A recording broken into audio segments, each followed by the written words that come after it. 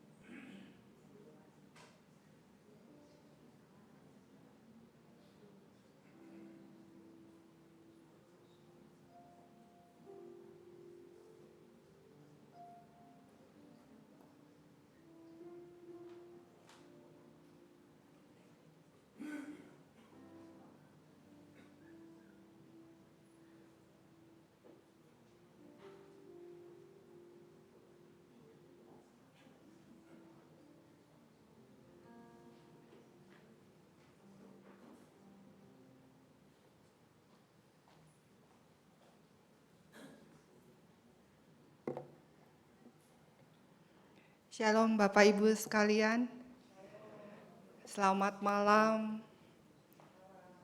Kayaknya kalau naik perahu kita bisa miring ke sebelah sini atau miring ke depan atau ke belakang nih. Boleh ke depan aja sekalian nih Bapak Ibu. Biar nanti kalau ada yang datang nggak mesti ke depan-depan gitu. Karena yang kosong di depan biasanya. Silakan Bapak Ibu bisa lebih ke depan.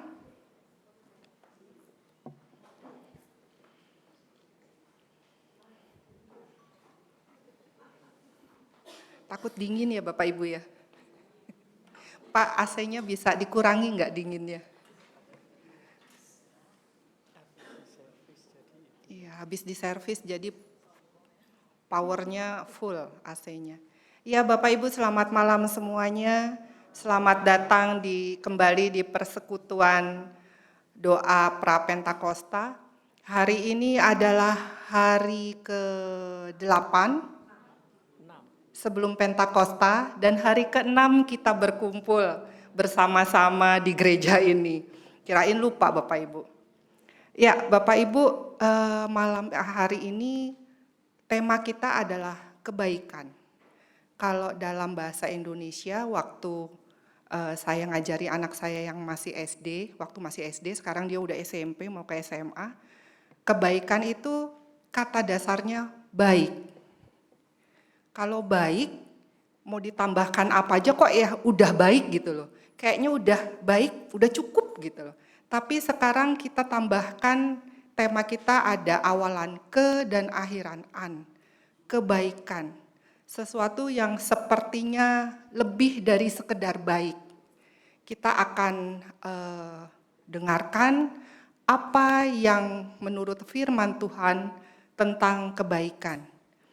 Sebelumnya kita akan berdiri, kita nyanyikan betapa baiknya Engkau Tuhan sebagai awal pujian kita.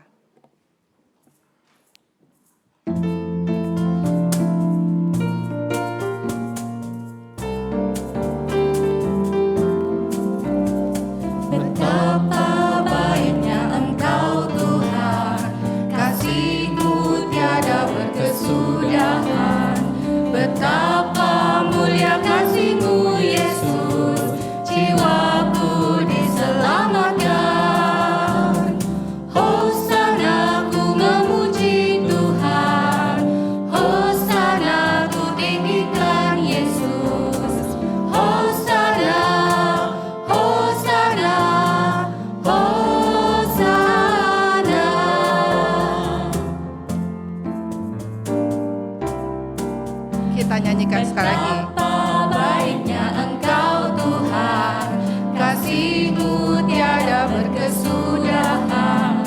Betapa mulia kasih-Mu Yesus, jiwaku diselamatkan. Hosana ku memuji Tuhan, Hosana ku tinggikan Yesus. Hosana, Hosana, Hosana. Kita berdoa. Bapa Maha Kasih, terima kasih ya Bapa, malam hari ini kami boleh kembali bersekutu di tempat ini ya Bapa, untuk mempersiapkan diri kami menjelang memperingati hari Pentakosta, di mana roh-Mu Kau curahkan atas dunia ini. Bapa, kasih-Mu besar, biarlah malam hari ini kami boleh memperlengkapi diri kami dengan firman-Mu ya Bapa, mengenai buah roh. Bapa, hadirlah di tengah-tengah kami. Dalam nama anak-Mu Tuhan Yesus Kristus kami berdoa dan mengucap syukur. Amin. Silakan duduk Bapak Ibu.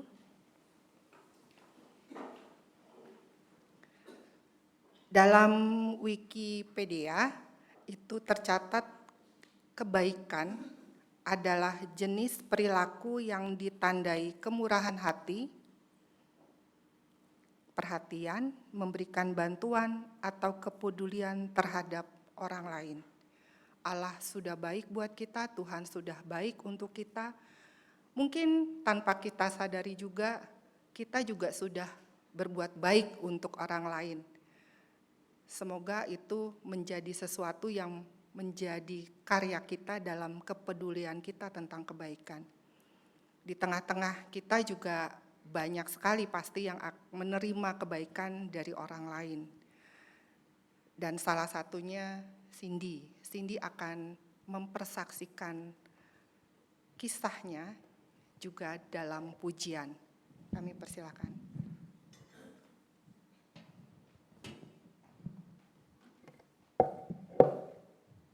Selamat malam Om Tante. Ya, jadi saya diminta untuk cerita-cerita sedikit. Dengerin saya cerita dulu, nyanyinya ntar.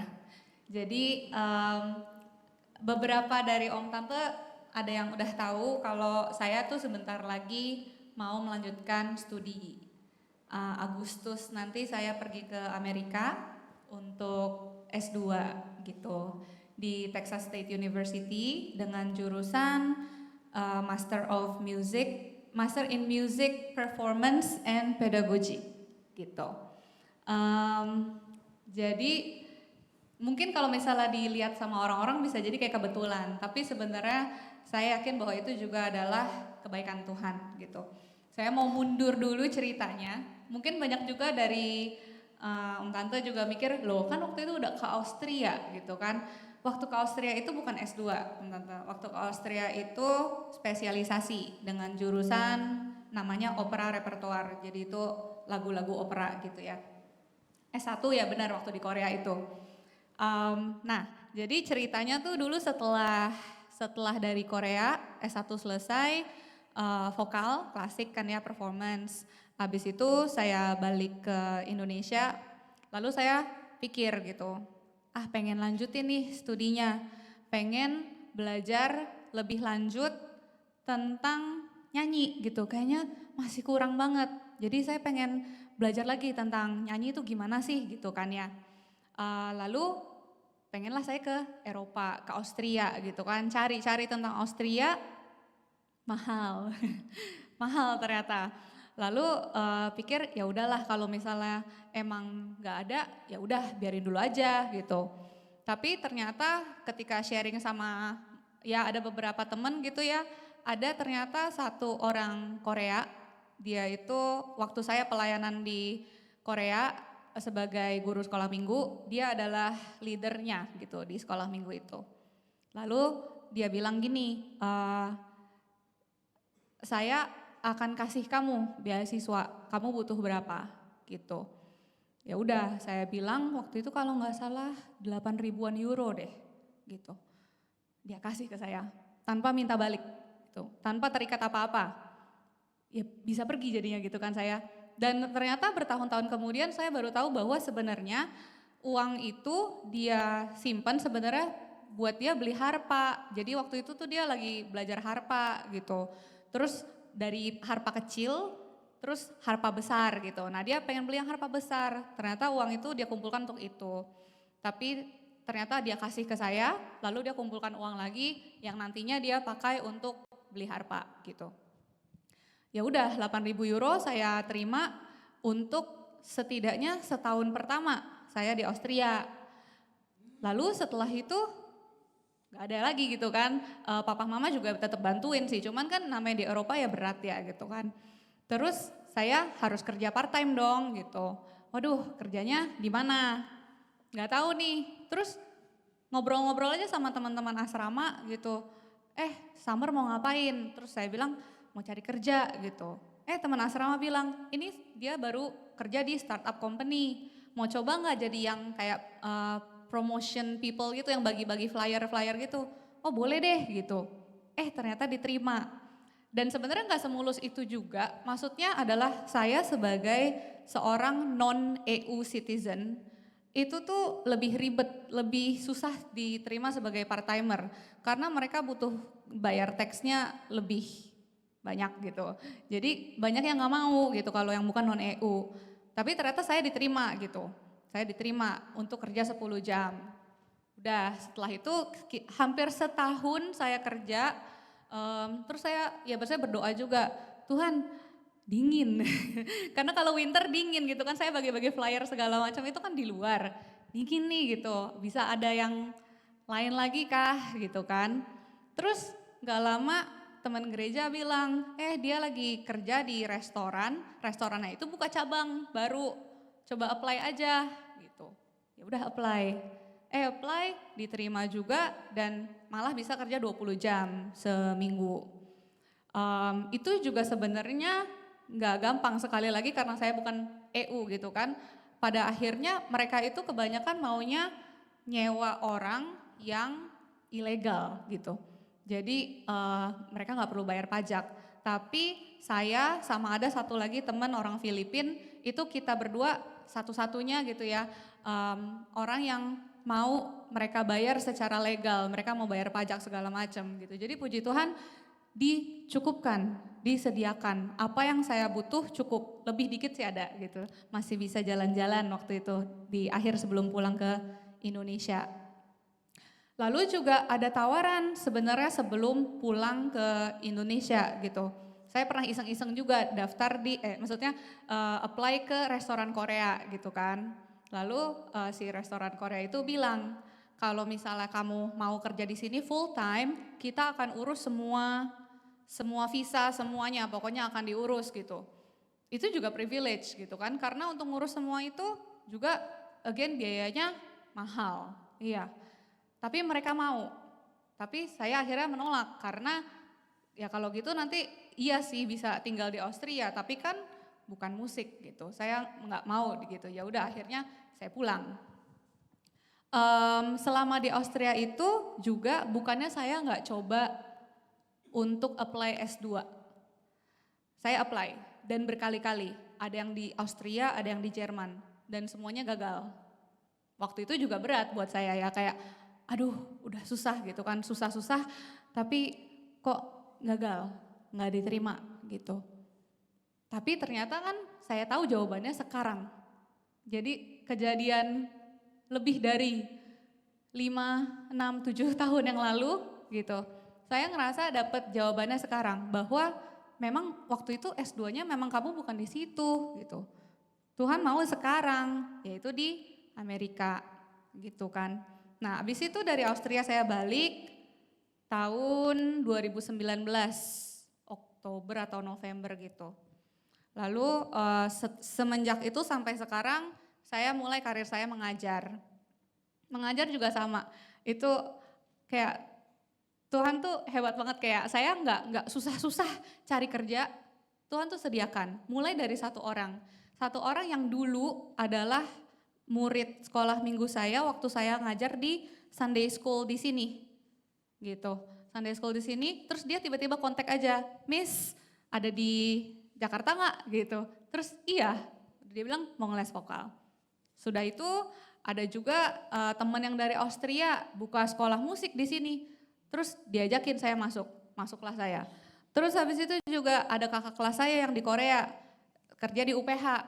Terus dia bilang, ya daftarlah gitu, pasti masuk daftar aja gitu. Saya sebenarnya awalnya juga kayak males lah daftar-daftar ke UPH, ya udah deh gitu. Akhirnya ya udah deh, diterima juga gitu kan. Jadi puji Tuhan malah sekarang kewalahan. Muridnya udah lebih dari 30, saya juga bingung gitu kan. Murid udah lebih dari 30 itu juga semua karunia Tuhan. Nah tapi di satu sisi juga hidup sebenarnya udah enak. Tapi Tuhan kayak kasih challenge lagi, bisa gak lepas semuanya? 30-an murid itu, 30-35 murid itu lepas dan balik lagi, nol lagi, ke Amerika nol lagi gitu kan. Ke Amerika gak boleh kerja, off campus, di luar kampus gak boleh kerja gitu. Tapi di Amerika itu juga saya itu juga ya takdir Tuhan lah ya. Jadi salah satu profesor di sana datang ke Indonesia untuk ngajar di UPH selama setengah tahunan. Lalu profesor itu sama saya, kita sama-sama bikin produksi opera kemarin itu bulan Februari. Lalu ya saya tanya-tanya dia juga untuk ya masalah S2 gitu kan. Karena sekarang saya memang butuh master itu gitu. Terutama kalau masih mau terus ngajar jadi dosen itu pun butuh sebagai master kan. Dan satu lagi di satu sisi saya tahu saya mau apa masternya gitu, yaitu pedagogi. Saya tanya-tanya ke dia, terus dia bilang, oh masih bisa nih apply, coba aja apply. Oh ya udah saya apply. Audisi, kirim video, nyanyi gitu kan. Terus mulus semuanya. Ternyata oke, interview oke gitu, diterima semua. Cuma saya tadinya maunya daftar LPDP, biar dapat beasiswanya full, biar ya semuanya kan ditanggung ya kalau LPDP. Ternyata waktunya nih nggak bisa nih, jadi saya harus bikin pilihan. Maksudnya decision gitu, antara saya LPDP tapi daftar bulan Juni, lalu kalau keterima perginya bulan Januari tahun depan. Tapi kalau kayak gitu, ada yang pekerjaan yang ditawarkan sebagai asisten dosen itu yang nggak bisa saya ambil gitu. Jadi pilihan yang satu lagi adalah si universitasnya ini ngasih beasiswa sama 2 jabatan asisten dosen untuk 2 mata kuliah yang berbeda gitu. Dan itu bisa mengcover setengah yang saya butuhkan untuk 1 tahun gitu. Ya udah, jadi antara 2 pilihan, apakah saya terima itu lalu saya pergi tahun ini gitu ya, yaitu Agustus, atau LPDP tapi LPDP pun belum tahu keterima atau enggak, tapi pergi Januari dan kemungkinan asisten dosen itu saya cuma bisa 1, padahal itu lumayan gede gitu gajinya. Ya udah akhirnya kita ambil yang pasti, yaitu ya udah tahun ini ambil semua yang ditawarkan oleh universitas karena mereka bilang mereka nggak pernah ngasih ke mahasiswa musik tuh segini banyaknya gitu. Jadi mereka sangat membantu saya gitu. Ya udah, saya ambil itu, tapi berarti kan setengah dari biaya hidup yang harus saya tanggung itu ya saya tanggung sendiri gitu.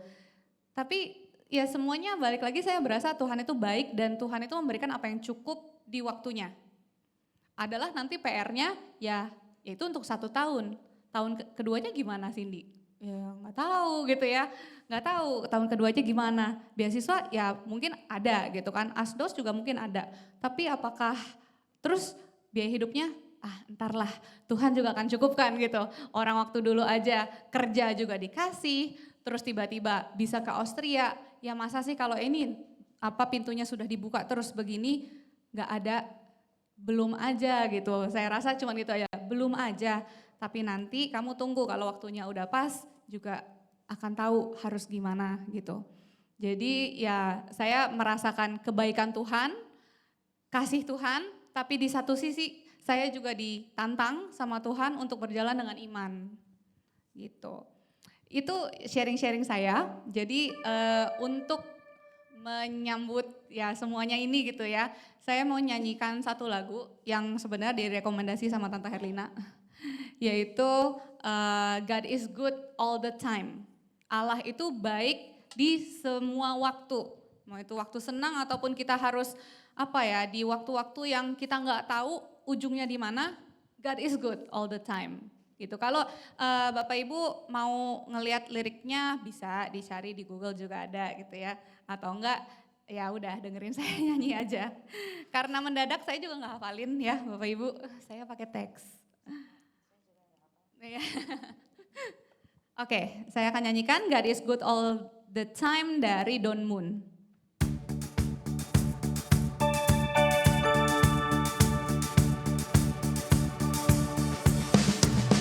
God is good all the time. He put a song of praise in this heart of mine. God is good all the time. Through the darkest night, His light will shine. God is good. God is good all the time. If you were walking through the valley and there are shadows all around, do not fear. He will guide you. He will keep you safe and sound. For He has promised to never leave you nor forsake you. And His word is true. God is good all the time. He put a song of praise in this heart of mine. God is good all the time. Through the darkest night, His light will shine. God is good. God is good all the time. We were sinners, so unworthy. Still for us He chose to die. Filled us with His Holy Spirit. Now we can stand and testify that His love is everlasting and His mercies, they will never end. God is good all the time. He put a song of praise in this heart of mine. God is good all the time. And through the darkest night, His light will shine. God is good. God is good all the time.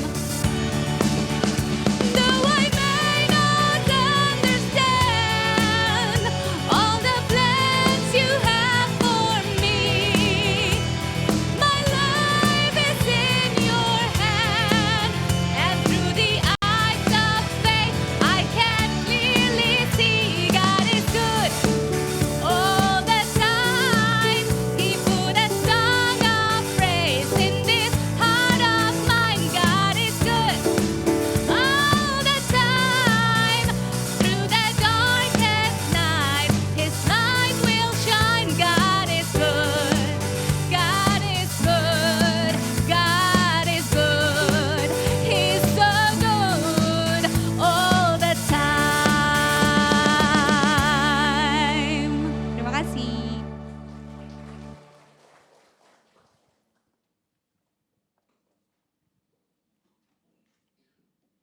Terima kasih adik Cindy, nggak apa-apa ya saya panggil adik. Ya Bapak Ibu, kalau kita renungkan kebaikan Tuhan yang tidak berkesudahan pada kita, rasanya tidak cukup kita dalam berkata-kata ya Bapak Ibu ya. Dan kita juga akan mengenal lebih lanjut apa kebaikan itu menurut firman Tuhan itu sendiri. Dan kita akan persiapkan hati kita, pikiran kita untuk mendengarkan sabda Tuhan yang akan disampaikan oleh Bapak Pendeta Immanuel Adam. Kusiapkan hatiku Tuhan.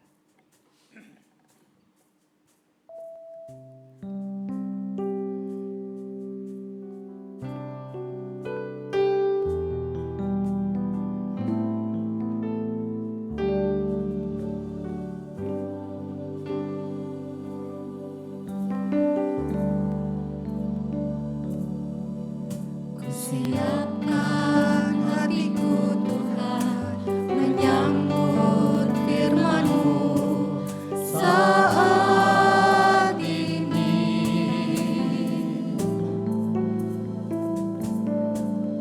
Aku sujud menyembah Engkau dalam hadirat-Mu saat ini.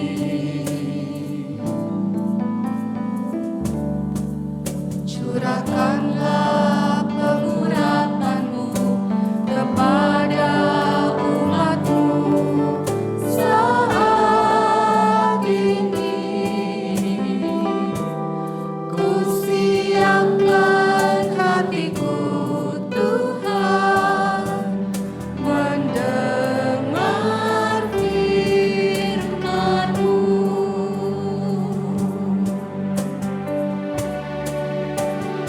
Firman-Mu Tuhan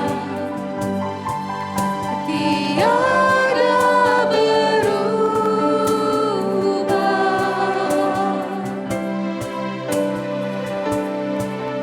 Sejak semulanya dan selama-lamanya tiada berubah.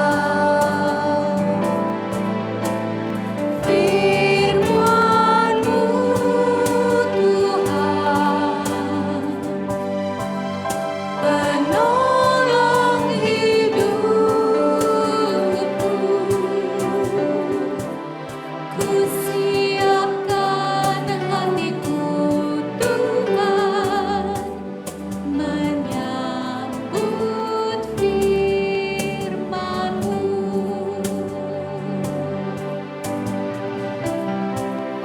Siapkan hatiku Tuhan menyambut firman-Mu. Mari kita berdoa. Tuhan Yesus, Engkau begitu baik. Engkau sungguh baik. Itu yang boleh kami alami, kami rasakan dalam perjalanan hidup kami. Kami bisa ada seperti sekarang ini, semua itu juga karena kebaikan Tuhan. Bapa di sorga, malam ini kami mau merenungkan firman-Mu, akan kebaikan-Mu. Kiranya Tuhan yang boleh berikan kami kekuatan, kemampuan untuk memahaminya. Dan bukan sekedar memahami Tuhan. Berikan kami juga kekuatan dan keberanian untuk jadi pelaku firman-Mu. Terima kasih Bapa, dalam nama Tuhan Yesus kami berdoa. Amin. Selamat malam Bapak Ibu. Ya, hari ini kita mau melanjutkan saudara satu bagian dari buah roh, yaitu kebaikan. Ya, kalau kita mau merenungkan tentang kebaikan di dalam Alkitab, banyak banget dia. Saya rasa sampai pagi nanti juga nggak selesai saya khotbah gitu ya. Tapi satu hal yang pasti, saya ingin mengajak Bapak Ibu untuk paling tidak memahami apa sih yang dimaksud kebaikan itu menurut Alkitab dalam waktu kita yang nggak terlalu panjang ya. Nah, di dalam Galatia pasal 5 ayat yang ke-22 dicatat di sana, tetapi buah roh. Jadi kalau dikatakan buah roh itu pekerjaan roh. Keluar dari Roh Kudus. Dikatakan buah roh di sini adalah kasih, sukacita, damai sejahtera, kesabaran, kemurahan, kebaikan, kesetiaan, masih banyak yang lain. Kebaikan salah satu dari pekerjaan roh yang ada dalam hidup saudara. Tuhan ingin saudara mempunyai karakter, salah satu karakter Allah, yaitu baik. Kenapa saudara saya katakan Tuhan ingin saudara mempunyai salah satu karakter Allah, yaitu baik. Saudara, karena di dunia ini kalau saudara berbicara atau kita berbicara tentang kebaikan, Setiap orang itu punya ukuran, punya nilai-nilai tentang kebenaran atau kebaikan itu sendiri. Apa sih yang dimaksud kebaikan? Mungkin apa yang ada di kepala saya beda dengan apa yang di kepala saudara. Ya. Saudara, zaman sekarang ini, saudara, paling tidak saya mengelompokkan beberapa kelompok, saudara. Ada orang yang melihat kebaikan itu seperti atau sebagai berpenampilan baik, looking good. Jadi kalau saudara berpenampilan baik, maka itu yang disebut dengan kebaikan. Betul ya Bapak Ibu ya? Makanya sekarang orang memburu-buru saudara untuk berpenampilan baik. Nah ukurannya seperti apa saudara? Seperti yang memang dunia tawarkan saudara. Betul ya? Beberapa waktu yang lalu saya mengantar istri saya ke mall, saudara. Saya lihat satu keluarga, suami, istri, 2 orang putrinya. Ketika saya melihat keluarga ini, saya agak heran, saudara, dengan kedua orang putrinya, saudara. Karena yang satu didandan, wajahnya itu mirip kucing. Saudara bayangkan ya itu ya. Ada kumisnya segala macam gitu ya. Yang satu lagi saudara didandan wajahnya itu di mulutnya itu seperti mulut anjing. Kira-kira ada apa di dalam hidup kedua anak ini saudara? Halo? Wah pencinta hewan saudara ya. Boleh nggak kita mencintai hewan saudara? Tapi kalau itu sudah menjadi ikatan buat saudara, itu udah nggak benar. Ya, saudara, zaman sekarang kan sudah seperti itu sekarang saudara ya. Daripada mencintai suami lebih baik mencintai kucing saudara ya. Karena nggak pernah diomelin, nggak pernah diapa-apain saudara ya. Saudara, udah ada yang terbalik saudara rupanya di dalam nilai-nilai dunia saat ini saudara ya. Saya perhatikan memang benar sih saudara, itu yang terjadi saat ini saudara. Di Kanada saja saudara sudah mulai anak-anak kecil diajar tentang hak asasi manusia. Jadi ketika dia datang ke sekolah, dia bisa ngiung-ngiung gitu saudara ya. Seperti kucing saudara ya. Itu hak dia untuk seperti itu. Saudara nggak bisa mengganggu-gugat. Kalau saudara mengganggu-gugat, itu urusannya dengan pengadilan nanti saudara. Itu yang terjadi dengan cucu anggota jemaat kami yang ada di sana. Saudara, satu ketika anggota jemaat kami ini sudah usianya 70-an saudara ya. Ketemu dengan cucunya ini, cucu perempuannya, dan si opa ini bilang, aduh cucu opa cantik sekali, katanya saudara ya. Apa yang dikatakan cucunya? Opa jangan sembarangan ngomong. Yang menentukan saya cantik saya, bukan opa, katanya. Kalau saudara punya cucu kayak gitu gimana saudara?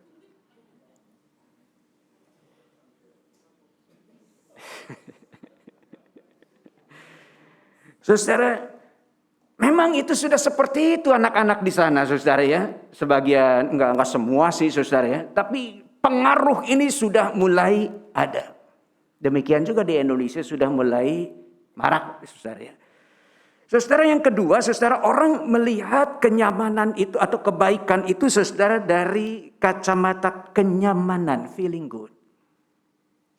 Itu sebabnya orang mengeluarkan begitu banyak duit hanya untuk sebuah kenyamanan. Padahal itu bukan yang kekal.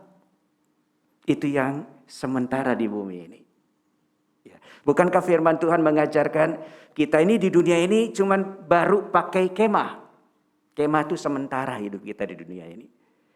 Tapi rumahmu adalah di sorga. Jadi perjalanan kita itu bukan di sini tujuannya saudara. Tapi tujuannya adalah kekekalan itu. Dan ketika kemah itu dibongkar Allah, kapanpun itu maunya Tuhan, waktunya Tuhan, kita nggak bisa menghalangi apa yang sudah menjadi kehendak Tuhan. Nah saudara, ada lagi sekelompok orang yang melihat saudara kebaikan itu dari having good. Dari materi. Ya, itu sebabnya orang tidak berlelah-lelah hanya untuk mencari materi. Bukannya nggak boleh, saudara, boleh. Saudara bekerja, saudara banting tulang untuk pekerjaan saudara, boleh. Tapi persoalannya ketika saudara mengikatkan diri di sana menjadi sebuah ikatan hidup saudara, itu yang nggak benar. Nah saudara, jadi kalau begitu apa atau bagaimana menurut Alkitab tentang kebaikan, saudara? Kebaikan menurut Alkitab itu bukan penampilan, bukan kenyamanan, bukan harta. Yang disebut dengan kebaikan menurut Alkitab itu saya akan coba sederhanakan seperti ini. Saudara masih ingat ketika Tuhan menciptakan langit dan bumi dengan segala isinya? Maka di akhir penciptaan Tuhan mengatakan segala sesuatu yang diciptakan Tuhan itu sungguh amat baik. Jadi artinya saudara, ukuran dari kebaikan itu adalah ukurannya dari Tuhan, bukan dari saudara. Tuhan yang menilai yang disebut dengan kebaikan itu seperti apa. Nah itu sebabnya saudara pada malam hari ini saya ingin mengajak saudara untuk merenungkan tentang kebaikan ini dari kacamata Tuhan. Tuhan menciptakan saudara dengan sebuah tujuan. Dan tujuan Tuhan itu selalu baik menurut Tuhan. Jadi jangan sekali-kali saudara mencoba untuk melihat atau menilai yang disebut kebaikan dunia ini dengan ukuran saudara.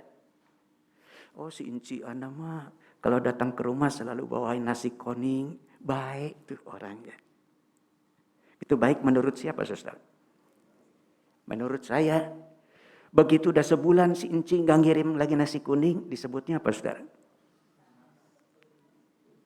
Udah lupain saya katanya ya. Wah dia mau udah nggak lagi friend sama saya begitu saudara ya. Nggak jadi sahabat lagi dengan saya. Bisa berubah tuh manusia saudara ya. Berpikir tentang kebaikan saudara ya. Nah saudara, jadi kebaikan itu harus dilihat dari sebuah tujuan Tuhan. Kalau Tuhan menciptakan saya, Tuhan menciptakan saudara, pasti ada maksud Tuhan. Apa sih maksud Tuhan? Maksud Tuhan hanya satu, saudara. Tuhan mengatakan di mata Tuhan, engkau begitu berharga dan mulia. Jadi kalau dikatakan di mata Tuhan, saudara begitu berharga dan mulia, artinya ketika Tuhan menciptakan saudara nggak main-main. Nggak asal-asalan. Tapi Tuhan menciptakan saudara dengan sebuah tujuan Tuhan yang baik. Pertanyaannya belum dijawab. Apa sih tujuan Tuhan yang baik menciptakan saudara dan saya? Tuhan ingin saudara dan saya ada bersama dengan Dia. Enggak sembarangan Tuhan menentukan siapa yang boleh bersama-sama dengan Dia. Dia enggak mengatakan anjing yang boleh bersama-sama dengan Dia. Enggak. Tapi Tuhan mengatakan engkau di mataku engkau begitu luar biasa. Itu sebabnya aku menciptakan engkau sedemikian luar biasa. Sehingga engkau bisa bersama-sama dengan aku. Saudara itu sebabnya kenapa firman Tuhan mengajarkan kepada kita saudara. Tinggallah di dalam aku. Jadi yang Tuhan mau saudara tinggal bersama dengan Tuhan. Dan itu kerinduan Tuhan. Kalau saudara tinggal bersama dengan Tuhan, konsekuensinya adalah Tuhan tinggal bersama dengan saudara. Makanya firman Tuhan mengatakan, tinggallah di dalam aku, maka aku akan tinggal bersama dengan engkau. Kalau saudara tidak tinggal bersama dengan Tuhan, enggak ada itu yang namanya Tuhan tinggal bersama dengan saudara. Ya. Saudara masih ingat ketika Tuhan Yesus ada di kayu salib? Di samping kiri kanannya ada dua orang penjahat. Ada seorang yang mengatakan, aku nggak mau ikut Tuhan. Kira-kira begitu saudara ya. Namun yang di sampingnya mengatakan saudara, engkau sungguh anak Allah. Dia menerima Tuhan, maka Yesus hanya bicara pada orang yang menyambut dia. Hari ini engkau bersama-sama aku di Firdaus. Jadi persoalannya saudara, Saudara hanya bisa menikmati kebaikan Tuhan itu ketika saudara ada di dalam Dia, maka Dia akan ada di dalam saudara. Tadi baru sedikit aja bagian dari Cindy ya, menceritakan kebaikan Tuhan. Nggak dipikirin ada jalan Tuhan kayak begini. Ya. Ada kerinduan ke sana malah Tuhan kirim ke sini, gitu ya saudara ya. Saudara itu cuma sebagian yang saudara alami, yang Cindy alami. Coba saudara renungkan ketika saudara lahir sampai saat ini ada seperti sekarang ini, apa yang saudara alami dengan kebaikan Tuhan. Rasanya nggak bisa ngomong saudara ya. Karena begitu banyak yang Tuhan beri dalam hidup saudara. Kenapa sih Tuhan beri pada saudara? Apakah Tuhan sinterklas? Oh enggak. Kadang Tuhan juga nggak ngasih kok. Ya. Saudara, Tuhan bukan sinterklas. Tapi Tuhan tahu kebutuhan saudara.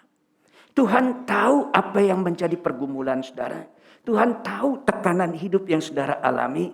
Tuhan juga tahu saudara mungkin saat ini sedang marah, sedang kecewa. Tuhan juga tahu keadaan saudara saat ini. Di tempat ini. Dan Tuhan mengatakan, oke, kamu tinggal bersama aku. Aku akan tuntun engkau melewati setiap kebaikan-kebaikan yang Tuhan nyatakan dalam hidup saudara. Kebaikannya seperti apa saudara? Yang saya bayangkan tadinya yang disebut kebaikan Tuhan tuh selalu yang baik-baik. Selalu yang menurut mata saya, pikiran saya, hal-hal yang enak-enak ya. Betul ya saudara ya. Langsung kita katakan, Tuhan itu begitu baik. Tapi kadang-kala Tuhan menghantar saya saudara ke dalam satu situasi di mana saya harus mengambil sebuah keputusan. Karena di hadapan saya ada badai yang besar. Dan saya harus melewati badai itu. Mungkin saudara akan mengatakan, Tuhan apakah ini yang disebut dengan kebaikan Tuhan? Ini badai Tuhan. Tapi apa yang saudara akan belajar dari Tuhan saat itu? Saudara akan seperti para murid yang berada di dalam badai yang besar. Mereka ada dalam perahu, diombang-ambing badai yang luar biasa. Dan saat itu dari kejauhan para murid melihat Yesus berjalan bukan sekedar di atas air. Nah ini banyak orang seringkali menafsirkannya, jemaat menafsirkan seperti itu saudara. Oh Yesus berjalan di atas air. Kayak Deddy Kobuser saudara. Betul ya saudara ya. Oh ajaib, ajaib. Enggak saudara. Kalau di air yang tenang itu semua orang juga bisa saudara. Banyak alatnya yang bisa digunakan gitu ya saudara ya. Tetapi Yesus berjalan di atas badai itu menghampiri para murid. Sampai akhirnya Petrus mengatakan, benarkah engkau Allah? Kalau memang engkau Allah, suruh aku berjalan di atas air ini. Di tengah-tengah badai itu. Apa yang dikatakan Tuhan Yesus? Tuhan Yesus enggak mengatakan, jangan. Enggak ya. Tapi Tuhan Yesus katakan, ayo mari ke sini. Ketika Petrus merasa bimbang, dia mulai tenggelam. Saat itu tanpa diminta oleh Petrus, Yesus mengulurkan tangannya. Pegang tanganku. Itu yang dilakukan Tuhan juga dalam hidup saudara. Untuk mengalami kebaikan Tuhan. Bukan sekedar menerima, tetapi mengalami kebaikan Tuhan itu. Saudara, nggak ada orang yang mau menghadapi badai ya saudara. Tapi kadangkala badai itu bukan Tuhan yang buat kadang saudara. Tapi kita yang buat sendiri. Sehingga hidup kita terus berada di dalam badai, di dalam kegelisahan. Ada seorang opa umurnya udah 71 tahun. Kemudian dia katakan begini, Pak Pendeta, saya sudah cukup lama menduda katanya ya. Sudah 20 sekian tahun istrinya meninggalkan dia, meninggal dunia. Sekarang ada seorang gadis usianya 52 tahun. Saya mau nikah lagi. Gimana menurut Pak Pendeta? Saya cuma bilang gini, Di umur 71 senang nggak? Senang. Saya sering ke Petak 9, ketemu teman-teman, ngobrol, ngopi katanya. Terus pulang lagi gitu ya. Saya beres-beres rumah, saya bisa istirahat, saya bisa tidur. Sekarang mau nikah lagi, mau ngapain? Supaya ada teman Pak Pendeta. Kan teman banyak di Petak 9, saya katakan begitu ya. Ngapain dibawa ke dalam rumah, saya katakan gitu. Pak Pendeta nggak setuju, bukannya nggak setuju. Nanti tambah persoalan. Bawa gerbong kan? Iya. 7 anak, 7 mantu, sekian cucu. Nah, bawa gerbong kan ke sana gitu ya. Nah ini yang 52 tahun ini, calonnya ini udah punya gerbong belum? Ada Pak Pendeta. Dia sebenarnya bohong sama saya, belum pernah nikah katanya. Tapi ternyata setelah diurus-urus dia pernah nikah. Nah gerbongnya berapa? 4. Udah berkeluarga semua? Udah. Ini 2 gerbong jadi 1. Saya katakan itu gak gampang loh. Udah nikmati saja perjalanan hidup ini bersama dengan Tuhan. Toh langkah kita juga gak banyak lagi. Saya katakan, bukan doain ya ya, saya bilang ya. Tapi ya, kan firman Tuhan bilang usia kita 70 tahun. Kalau kita kuat 80 tahun, saya katakan begitu. Tapi tetap dia katakan, Pak Pendeta selalu menghalang-halangi saya. Bukan gak halangin Kalau mau nikah juga silahkan, saya katakan begitu ya. Cuman saya kasih pendapat, mungkin lebih baik begini. Tapi ya terserah nikah juga susah. Waktu nikah pestanya gede, saudara ya. Karena didukung anak-anak ya, anak-anak juga sedikit kesal, saudara ya. Papanya mau kawin lagi, ya udahlah, pestain katanya gitu ya. Dipestain, saudara. Waduh, waktu saya datang ke pestanya, senyumnya luar biasa si ini ya, ngegandeng istrinya yang baru, saudara.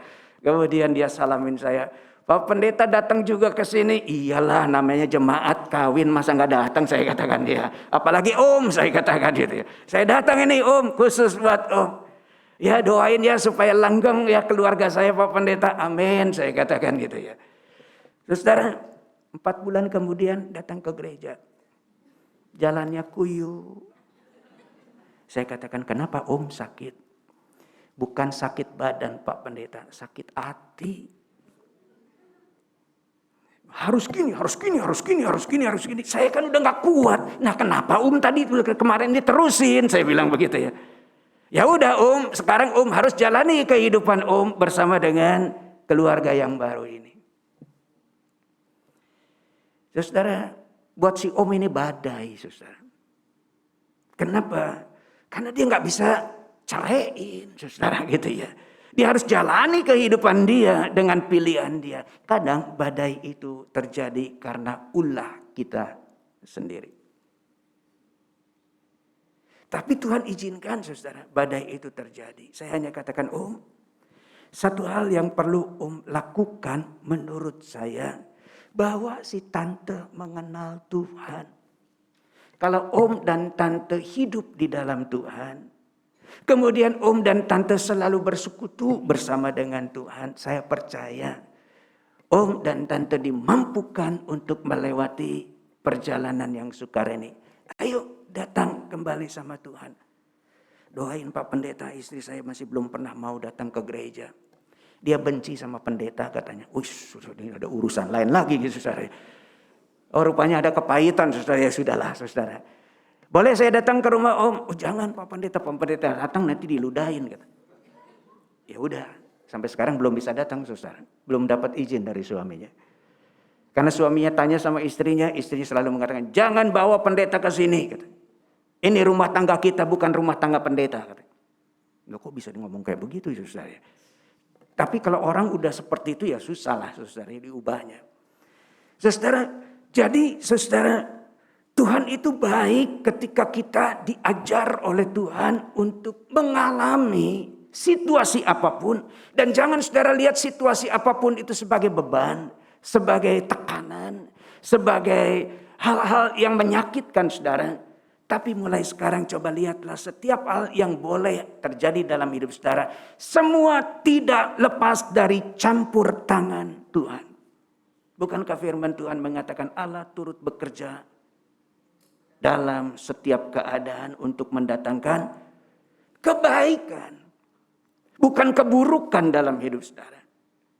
Dia tetap sampai saat ini bekerja dalam hidup saudara. Di tengah-tengah kelelahan saudara, di tengah-tengah keterbatasan saudara.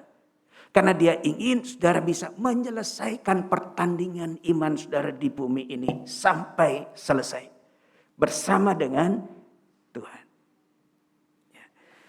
Saudara, saya teringat saudara, karena kita ini buatan Allah, kata Efesus 2 ayat 10. Kita diciptakan di dalam Kristus Yesus untuk melakukan pekerjaan baik yang dipersiapkan Allah sebelumnya.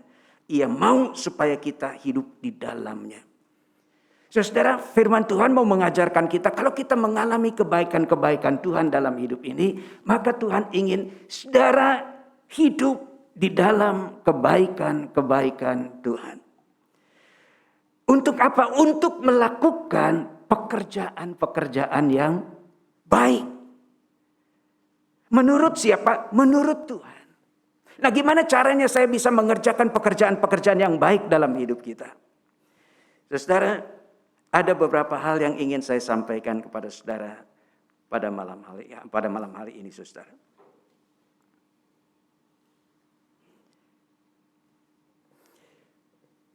Kalau Tuhan tinggal bersama saudara, karena saudara tinggal bersama dengan Tuhan, maka Tuhan ingin supaya saudara mengisi hidup saudara dengan firman Tuhan. Mengisi hidup saudara dengan firman Tuhan. 2 Timotius 3 ayat 16, segala tulisan yang diilhamkan Allah memang bermanfaat untuk mengajar, untuk menyatakan kesalahan, untuk memperbaiki kelakuan, dan untuk mendidik orang dalam kebenaran. Artinya, saya bisa tahu ajaran Tuhan tentang yang baik menurut Tuhan, yaitu ketika kita belajar melalui firman Tuhan. Saat teduh, ya saudara ya, itu baik sekali buat kita. Saya alami kalau saya nggak saat teduh, saudara, mumet hidup ini, saudara. Punya anak, mumet nggak saudara punya anak? Kalau ibu-ibu, biasanya nih yang langsung bersentuhan sama anak-anak ya. Capek ya, ngebesarin anak ya. Tapi kalau bukan Tuhan yang berikan kekuatan dan hikmat, nggak mungkin anak-anak kita bisa semakin lama semakin dewasa dan semakin baik dan semakin lebih baik lagi. Dari mana sumber kekuatan kita kalau bukan dari firman Tuhan yang kita ingat? Semakin saudara tidak bersaat teduh, semakin saudara tidak membaca firman, semakin jauh tuh firman dari kehidupan saudara. Bagaimana saudara bisa mendapat kekuatan dari situ? Saudara, jadi firman ini sumber kekuatan kita dan sumber yang dapat menopang kita untuk selalu memikirkan yang baik. Ini menjadi masalah. Dan ini hal yang kedua, saudara. Kenapa saya katakan menjadi masalah di sini, saudara? Karena gerak hidup kita itu semua dari pikiran kita, saudara. Apa yang engkau pikirkan, itu yang akan engkau jalani dalam hidupmu. Ya. Jadi semuanya ada di pikiran kita. Dan biasanya pikiran itu nyambung ke hati ini, saudara. Hawa ketika mau memetik buah pohon terlarang, dilihat dulu, mata itu langsung kontak ke pikiran. Kemudian dikatakan menarik hati. Wah, main ke sini. Ya. Kalau udah ini dan ini nyatu, saudara, maka lahir tindakan ambil buah pohon terlarang itu. Ya. Dan ketika dia mau makan, ini sama ini kan masih nyantol nih, saudara. Wah, ini saya salah sendirian nih. Dikasih ke suaminya sebagian. Suaminya mau. Kenapa suaminya mau? Halo bapak-bapak. Ya kalau saya nggak ambil nanti ribut terus nih Pak Pendeta katanya. Jadi ya kepaksa lah saya ambil deh gitu ya. Biasanya nih bapak-bapak berpikirnya sederhana gitu saudara ya. Saudara, yang saya mau katakan di sini saudara. Ya memang Adam juga waktu itu tertarik saudara ya. Jadi akhirnya makan buah itu semua dari sini. Dari sini. Itu sebabnya kenapa si iblis juga saudara mengganggu saudara. Saya katakan si iblis bukan saya gambarkan dia seperti sebuah roh segala macam. Bukan itu saudara. Dia mempunyai kuasa untuk bisa mempengaruhi pikiran kita. Dia mempunyai kekuatan untuk dapat memberikan motivasi untuk hidup kita. Ya. Saudara masih ingat Yesus? Yesus ketika baru selesai puasa, dia saat itu dinaungi oleh Roh Kudus. Kalau orang Kristen, ada Roh Kudusnya enggak, saudara? Halo? Ada dong. Karena firman Tuhan mengajarkan kepada kita, saudara, setelah Yesus meninggalkan dunia ini, enggak mungkin kita ditinggalkan sendiri. Itu sebabnya Tuhan berikan Roh Kudus tinggal dan diam dalam hidup kita. Gitu ya, saudara ya. Nah, Yesus yang dipenuhi dengan Roh Kudus saja digoda. Betul enggak, saudara? Dan godaannya itu luar biasa. Dimulai dari apa, saudara? Dia tahu kebutuhan saudara. Baru aja selesai puasa, lapar Yesus juga. Ya. Dia tahu kebutuhan Yesus saat itu. Walaupun Yesus nggak pernah bilang, gue lapar. Misalnya gitu, saudara. Nggak ada tuh ayat itu, saudara. Karena Yesus tahu dia harus bertahan. Itu, saudara ya. Namun apa yang dikatakan si iblis, kamu kan punya kuasa. Ada Roh Kudus lagi tinggal dan diam dalam hidupmu. Ubah batu ini jadi roti, katanya. Urusannya pertama dari perut. Godaan kita juga dari perut, betul nggak, saudara? Saya ingat kemarin saya berkhotbah di salah satu gereja, saudara. Selesai ibadah itu salaman, saudara. Saya lihat, kok banyak benar orang ngerumun di tukang itu, saudara, tukang bubur ayam. Dan setelah selesai salaman, saya katakan laku juga ya tukang bubur ayam ini, ke penatua yang dampingi saya. Wah, ini bubur ayamnya luar biasa Pak Pendeta. Pak Pendeta mau coba bubur ayam apa? Bubur ayam madu. Saudara pernah cobain bubur ayam madu? Bayangin aja, nggak kepikir, saudara, gitu ya. Bubur ayam kan bubur sama ada ayamnya, ini sekarang ditambah madu. Kemudian dikasih mayones di atasnya. Kemudian dikasih meses di atasnya. Ini bubur ayam atau apa, saudara? Tapi lakunya luar biasa, saudara, gitu ya. Kenapa? Karena orang itu selalu mencari yang aneh, sekarang kan aneh-aneh semua, saudara ya. Tetapi itu yang terjadi. Kenapa? Karena pedagang itu tahu benar bahwa kita semua lemah di urusan perut. Kalau saudara nggak bisa mengendalikan diri dengan urusan perut saudara, itu akan mengganggu saudara ke masa depan. Karena saudara akan menjadi orang yang tidak bisa menguasai diri. Makanya Tuhan Yesus mengajarkan mulai dari urusan yang kecil. Kalau engkau setia dalam perkara yang kecil, maka engkau setia dalam perkara yang besar. Dimulai dari yang kecil. Jadi kalau begitu bagaimana dengan pikiran saya ini? Saudara harus bisa mengendalikan pikiran saudara. Gimana caranya? Saudara harus selalu mempunyai hubungan yang intim dengan Tuhan. Disitulah pikiran dan hati saudara akan selalu diarahkan pada pikiran dan hati Tuhan. Melalui doa-doa saudara, melalui saat teduh saudara, melalui hubungan-hubungan pribadi saudara yang intim dengan Tuhan. Ya. Kalau saudara melakukan ini, ada dua hal yang terjadi dalam hidup saudara. Saudara akan disebut fanatik, betul ya. Saudara akan disebut agamis, saudara gitu ya. Buat saudara itu jadi masalah enggak? Buat saya enggak jadi masalah, saudara. Itu boleh orang berpendapat apapun. Ini pendeta fanatik. Misalnya begitu, saudara ya. Masa bodoh, saudara. Karena saya sedang menjalani hidup saya di dalam pengenalan akan Tuhan melalui firman-Nya. Saya sedang meluruskan pikiran saya melalui hubungan saya yang intim dengan Tuhan. Karena itu sumber kekuatan saya, modal saya untuk jalanin hidup ke depan. Saya nggak mau jadi orang yang semakin lama saya akhirnya menjadi orang yang limbung, yang nggak jelas, saudara.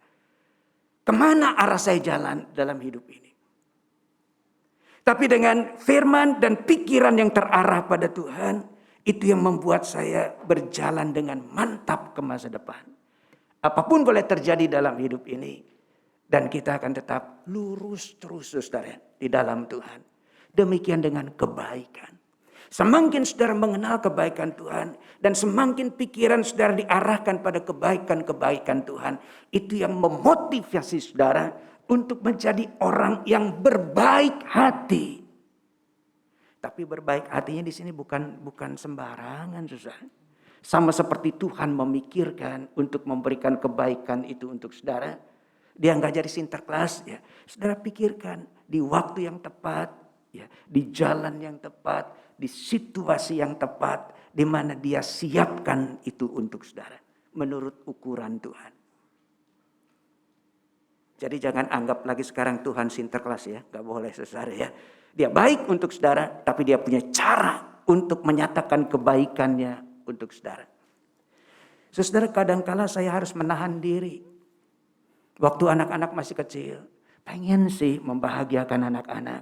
Tapi kalau saat itu saya berikan sesuatu yang menurut saya sepertinya menyenangkan anak saya, tapi itu nggak mendidik anak saya. Lebih baik saya tahan. Lebih baik saya pikirkan yang berguna untuk anak saya. Bukankah begitu ya cara berpikir kita, ya? Bukan mainan. Banyak mainan nggak akan membuat dia menjadi orang yang pandai, susah. Jadi ada situasi yang tepat, ada keadaan yang tepat, dan bentuk pemberian yang tepat. Maka kebaikan saudara menjadi kebaikan yang tepat. Tapi kalau meleset gimana Pak Pendeta? Itu di luar kuasa saya. Ada seorang datang ke gereja, saudara. Satpam bilang, Pak Pendeta ada yang mau ketemu sama Pak Pendeta. Oh boleh, saya katakan. Ada seorang bapak kemudian dia bilang, Pak, saya dari Surabaya, saya datang ke Jakarta, saya cari pekerjaan, gak dapat. Keadaan saya sudah minim sekali, saya belum makan. Nggak dengar gitu gimana saudara? Kenapa Bapak paksakan diri ke Jakarta? Saya berpikir Jakarta ramah, tapi ternyata tidak ramah. Oke, saya minta satpam, tolong beliin deh nasi padang 1. Dibeliin cepet. Pak, ini nasi padang, Bapak makan ya. Terima kasih Pak Pendeta. Saya pamit Pak Pendeta, saya mau ke Surabaya. Bapak naik apa? Saya juga bingung Pak Pendeta. Kalau udah gitu gimana saudara? Buka dompet, saya lihat. Oh, ada 300.000. Pak, ini ada 300.000, Bapak bisa pakai untuk cari kereta yang bisa bawa Bapak ke Surabaya kembali, dan Bapak bisa mulai berjuang kembali bersama Tuhan di Surabaya. Saya nggak bisa siapkan kereta api yang mahal. Di dompet saya ada 300.000, Bapak bisa pakai uang ini. Nanti saya kembalikan Pak Pendeta, nggak perlu. Mau gimana kembaliin ya saudara ya? Dia udah sampai Surabaya, nanti gimana saudara? Ya sudah Pak, saya tulus ini buat Bapak. Sudah saudara. Saya udah lupa peristiwa itu saudara ya. Dan buat saya, kalau udah terjadi seperti udah jangan diingat-ingat. Karena kalau diingat-ingat saudara, kita akan hidup dengan pikiran-pikiran di masa lalu. Gua udah tolong dia, tapi dia kayak begini sekarang. Wah itu saudara. Jadi pemberian kita bukan kebaikan lagi saudara. Tuntutan. Itu berbeda ya. Sudah saudara. Suatu ketika saudara, berapa bulan kemudian saya mau beli karcis kereta api ke Gambir. Karena perjalanan macet, saudara, waduh. Udah gelisah saya. Kenapa saudara? Maaf saudara. Saya udah mau buang air kecil saudara. Jadi aduh ini gimana nih. Sampai juga di Gambir. Parkir, langsung saya ke toilet. Begitu di toilet, di sebelah saya ada bapak-bapak saudara. Saya udah gak perhatiin lagi saudara ya. Setelah saya di toilet itu kemudian saya nengok ke si bapak nengok saya. Ini yang kemarin dikasih duit saudara gitu ya. Buat ke Surabaya gak balik. Bapak ada di sini. Siapa ya? Belaga gak tahu saudara. Siapa ya? Saya kan pendeta Immanuel Adam. Siapa ya? Maaf. Saya gak kenal. Mari Pak. Dia pergi. Kalau gitu nyesek gak susah? Saya hanya berpikir, ya sudah, berarti saya salah saat itu. Saya harus belajar lebih teliti lagi. Saya kurang banyak bertanya waktu itu gitu ya. Ya oke, semua sudah terjadi.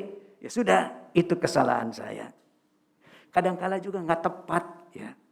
Kita bermaksud memberikan sebuah kebaikan dengan tulus, tapi kadang-kala orang memanfaatkan itu dengan tidak benar.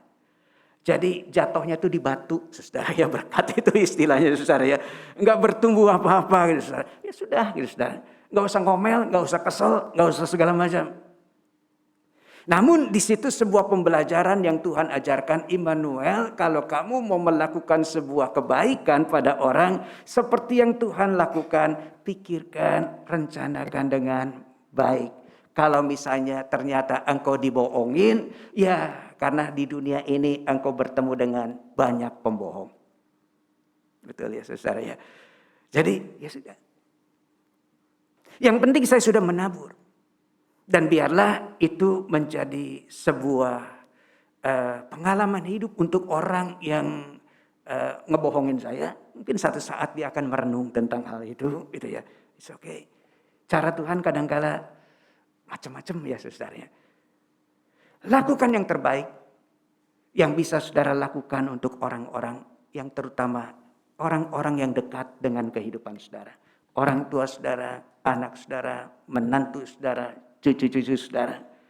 Dan saudara juga akan diberikan kesempatan oleh Tuhan untuk melakukan kebaikan itu kepada orang-orang lain yang ada di sekitar kita. Intinya seorang Kristen harus seperti Tuhan menabur kebaikan dalam hidup ini. Bukan dengan pemberian berkat saja, tapi lebih dari itu. Dengan nasihat saudara, dengan doa-doa saudara. Itu pemberian-pemberian kasih yang bisa saudara lakukan dalam hidup ini. Siapa yang setiap hari doain anak menantunya? Puji Tuhan. Selebihnya, boro-boro Pak Pendeta. Saya baru tahu mantu saya kayak begini, katanya gitu ya. Jangan suruh saya berdoa untuk dia. Gitu. Saudara tetap doain sejahat apapun menantu saudara. Doakan dia. Mungkin saat itu pikirannya masih belum lulus. Biarlah dengan doa-doa saudara, Tuhan mendengar dan menolong menantu saudara. Dengan cara Tuhan. Amin. Jangan jadi kekesalan buat saudara. Tetap menjadi berkat untuk setiap orang yang ada di sekitar kehidupan saudara. Sama seperti Tuhan baik. Demikian juga saudara diajar untuk menabur kebaikan Tuhan. Amin. Kita berdoa saudara. Bapa di sorga, terima kasih untuk firman-Mu hari ini. Yang boleh mengajarkan kami tentang kebaikan Tuhan. Kami harus memulai kehidupan kami dengan mengarahkan diri pada nilai-nilai Tuhan. Ajar kami untuk terus menerus memahami tentang Engkau dan kebaikan-Mu dalam hidup kami. Dan berikan kami kekuatan, kemampuan dan keberanian untuk jadi pelaku firman-Mu. Yang menabur kebaikan-kebaikan-Mu pada orang-orang yang ada di sekitar kehidupan kami. Terima kasih Bapa untuk firman-Mu hari ini. Bila firman-Mu boleh menuntun kami dari sekarang sampai selama-lamanya dalam kehidupan kami. Dalam nama Tuhan Yesus kami boleh berdoa dan mengucap syukur. Amin.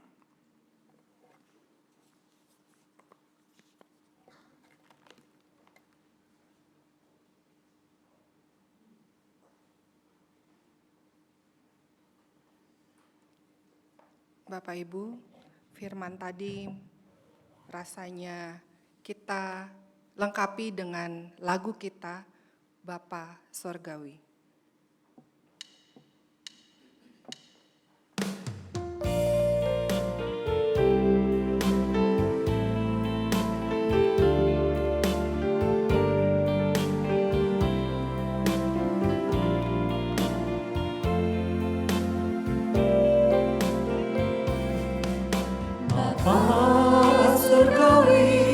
Ajarku mengenal betapa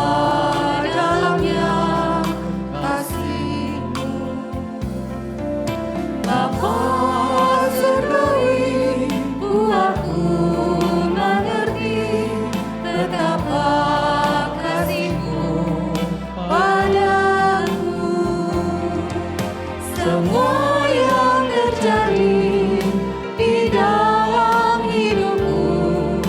Ajarku menyadari Kau selalu sertaku, di hatiku selalu bersyukur padamu, karena rencanamu indah bagiku.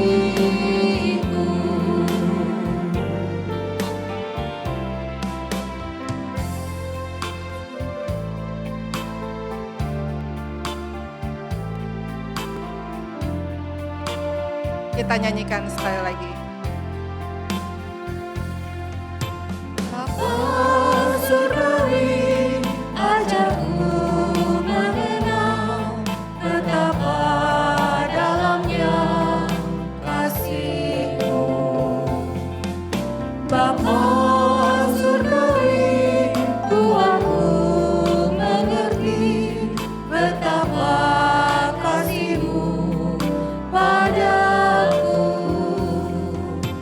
Semua yang terjadi di dalam hidupku, ajarku menyadari Kau selalu sertaku, di hatiku selalu bersyukur padamu, karena rencanamu indah bagiku.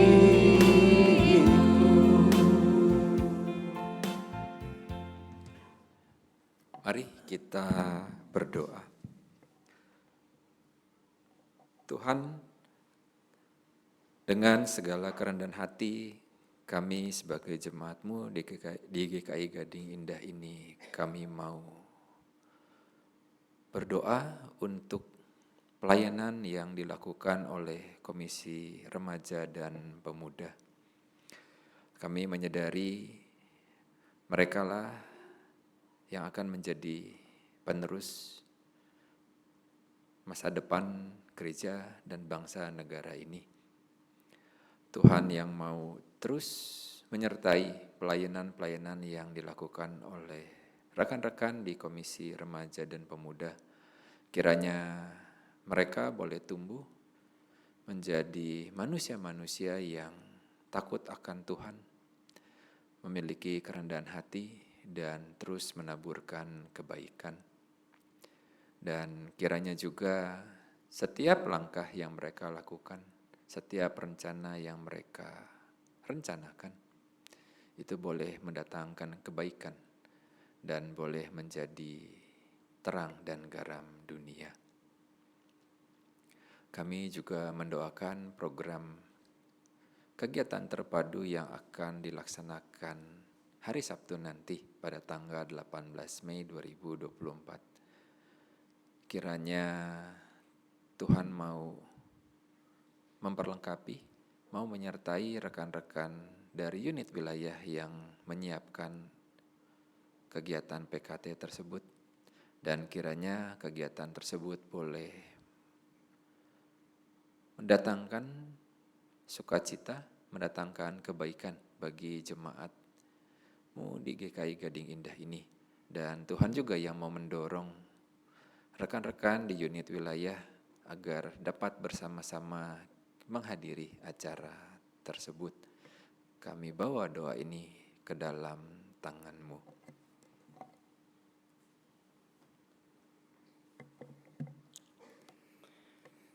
Ya Tuhan, kami juga ingin berdoa kehadirat-Mu untuk pelayanan di sekolah minggu.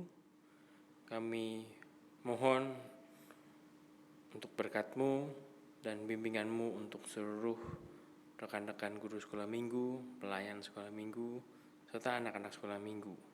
Kami berdoa untuk para guru sekolah minggu untuk bisa diberikan kekuatan, semangat, kesehatan, serta hikmat dalam menyampaikan firman-Mu pada kebaktian minggu. Kami juga berdoa untuk Lembaga Alkitab Indonesia dalam usahanya untuk melakukan penyebaran Alkitab terjemahan kedua. Berkati para rekan-rekan di Lembaga Alkitab Indonesia dalam proses penerjemahan Alkitab. ke berbagai bahasa di Indonesia. Berkati proses pendistribusiannya, berkati proses percetakannya, dan berkati segala usaha, daya upaya dari rekan-rekan di sana agar semua usaha mereka bisa menjadi berkat untuk sesama. Demikian kami doa yang kami ucapkan.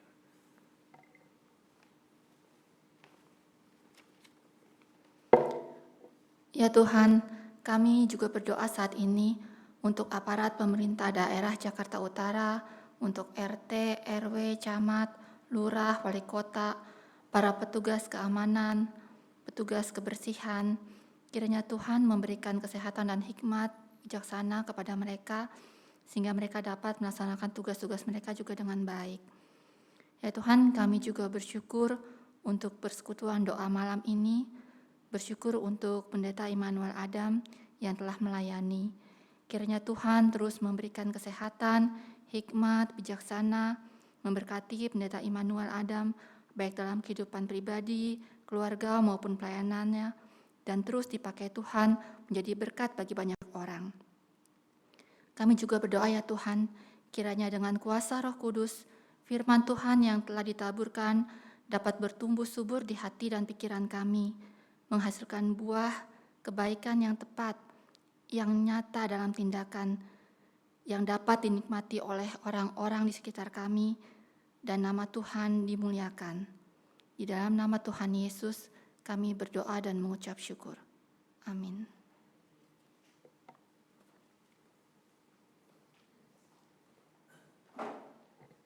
Bapak, Ibu, dan saudara sekalian, kita akan mengakhiri persekutuan doa kita malam hari ini. Kita nyatakan Allah itu baik, dan kita nyatakan juga bahwa dalam kehidupan kita bisa menyatakan kebaikan kita pada sesama manusia. Kita berdiri, kita nyanyikan Allah itu baik.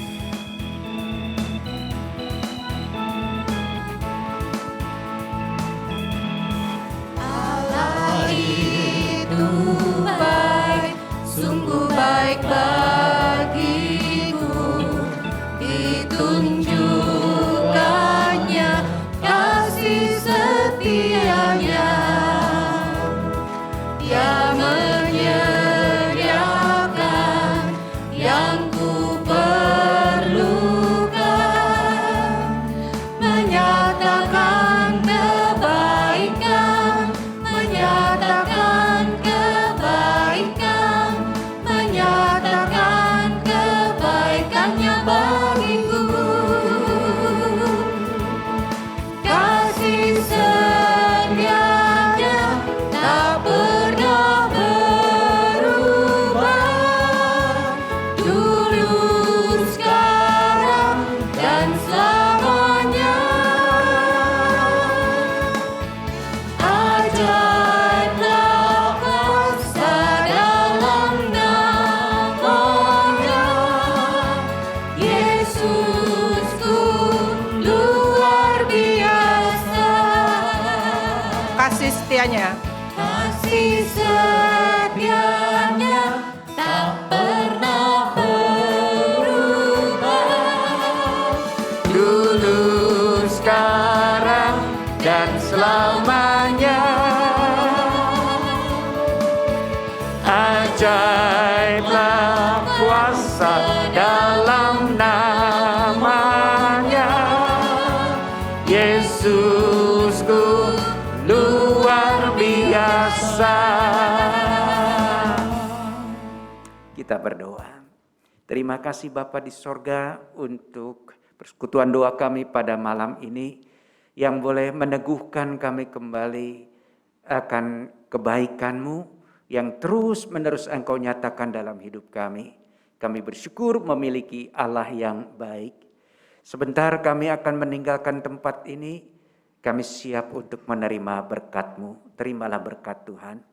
Kasih karunia Tuhan Yesus Kristus, kasih Allah Bapa, serta persekutuan dan pertolongan Roh Kudus menyertai langkahmu dari sekarang sampai ke masa depan. Bapa, terima kasih. Bapa, terima kasih. Bapa terima kasih, Bapa di dalam surga, ku berterima kasih.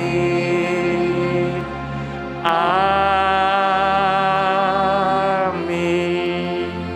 Amin. Silakan duduk, Tuhan berkati saudara.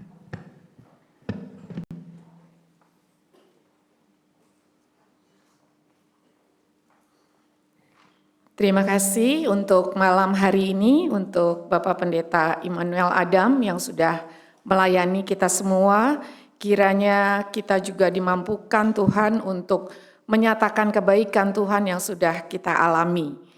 Kami mengucapkan terima kasih juga kepada Bapak Ibu, saudara-saudara yang melayani pada malam hari ini. Kiranya Tuhan memberkati. Nah, besok Bapak Ibu hari ke-7 dari PDP ini. Sungguh tidak lengkap ya kalau besok kita tidak hadir. Jadi kami kembali mengundang, besok kita akan membahas salah satu buah roh, yaitu 2 buah roh besok, kesetiaan dan kelemah lembutan. Jadi karena ada 8 hari PDP, sementara buah roh ada 9 unsur. Jadi besok ada 2, kesetiaan dan kelemah lembutan yang akan dipimpin oleh Pendeta Simon Stevili dari GKI Agape. Mari kita mengajak saudara-saudara kita yang lain untuk bisa bergabung karena tinggal 2 hari, Jumat dan Sabtu. Sabtu nanti bergabung dengan doa pagi jam 5:30 pagi di tempat ini. Baik, selamat malam. Terima kasih. Oh ya, dari MPS ada pengumuman. Silakan Pak Daniel. Selamat malam Bapak Ibu. Ya, hari ini kan MPS-nya gabung sama PDPP, tapi bulan depan ada MPS lagi, jangan lupa. Di tanggal 20 Juni 2024 nanti pelayan firman-nya oleh Penatua Ana Nuraini, ya, temanya Arti Firman bagi Orang Percaya. Biasanya dari Oikmas dan juga ada pelayanan pujian dari Kolentang Melodi Kasih. Jangan lupa datang. Terima kasih.